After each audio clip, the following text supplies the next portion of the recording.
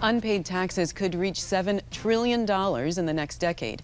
The White House recommends that the IRS respond by revamping its workforce and modernizing its networks. Shanna Webbers is the Chief Procurement Officer at the IRS. Shanna, welcome. Thanks, Mimi. It's great to be here. Boom, drop the mic. Procurement's in the house. You've said that you're hiring 80 new people in your office. What's driving the need for all these new hires? Well, it's really fantastic news, and part of it is a recognition of the value and the enabling capability that the procurement team brings to executing the IRS mission. Really, there's not a lot that we can do on our own without bringing our industry partners in to help us modernize our systems. And so this is an opportunity for us in the procurement space to also modernize procurement operations as we continue to enable the IRS in general, in total, to include IT to modernize. So how do you make sure that you're getting the best people with the right skills? Well, it's awful difficult, but one of the things is being on shows like this, right? To spread the word that we want the best of the best. That's what we're looking for. And really, we are pushing hard to, again, transform our organization. We embarked on a game-changing strategy recently to really embrace speed, innovation, and agility, right? We can't continue to do business as usual and expect different results. And so we are turning a lot of our historical processes upside down. And I need people who are willing to come in and make a difference, people who feel curious, who feel bold, and who feel brave to make a positive difference. So as you mentioned, the IRS is modernizing its systems. What's your office's role, and how do you manage such a large task? And also, how do those new hires come into play for that new task? Right, we play a critical role in that modernization scheme, right? And so part of what we need to do is understand the path of where our IT colleagues are going.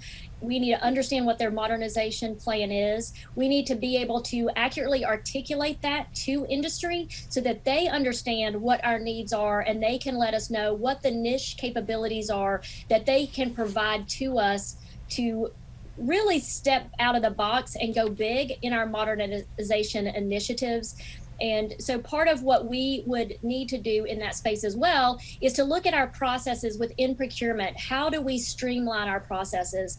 We have an initiative called Pilot IRS, and that is a procurement method that is an agile approach to incrementally identifying emerging technologies and verify that they actually fit within our architecture, and then we can scale up. So that's one of the ways that we in procurement are specifically enabling the IT and the IRS for the modernization. So tell me about some of the successes that you've had at your office that can be shared with other agencies in government. Well, one of those is the Pilot IRS. We have been sharing those. We've actually been coaching other Treasury bureaus on how to do that process, especially in those instances where they've had some difficulty bringing in emerging technologies. Another thing that we are doing is helping our customers define what their requirement is. That's really hard, and a lot of times it's easy to say, give me your requirement, but figuring out what your requirement is hard, and ensuring that it's translated into language that our industry partners across the board can understand. And so one of the things that we've done is created a front door capability where we are actually digging in hand with our requirements owners to help them with their package. So when it gets to the contracting specialist and the contracting officer, then they can be more rapid in the process to actually getting to award. And we're also doing a portfolio capability.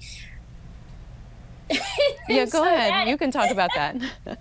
Thanks. And so that is where to implement a large program, for example, the enterprise case management and our digitalization portfolio. Normally, we would just get one contract at a time, and we would not be able to necessarily connect the dots on the timing, the sequencing, the dependencies of all of these various contracts. And by having that holistic picture of the contracts that are needed to implement a large-scale program are allowing us to make better strategic determinations on what the acquisition strategy should be, how we can sequencing those to ensure that there's no lapse in service and that there's a smooth transition from one vendor to the next. So those are two examples. I'm interested, Shanna, in your metrics for success. How do you know that you're actually being successful in the training, the hiring, the training, the retaining of new employees? the modernization, everything? I think that's a hard metric, right? One of the areas that I've been pushing my staff is return on investment. For the 80 people that we've been authorized to hire, how do we show that return on investment to the organization, that was a good investment in their dollars? And so we are exploring different ways. We're working with industry on doing that. With regard to other metrics internally in our organization, we are focused on machine learning and AI like most other organizations in the federal government. An example would be we recently created a web application that will predict the contract award date. And so, everybody wants to know, when is the contract going to be signed? And this is an automated way using a lot of data that can actually predict that with about a 30-day window. And we're continuing to refine that to narrow that time frame down. Shanna, I want to thank you so much for being on the program, and best of luck with your hiring blitz. Thanks, Mimi. Fantastic. It's good to see you. Good to be here. Good to see you.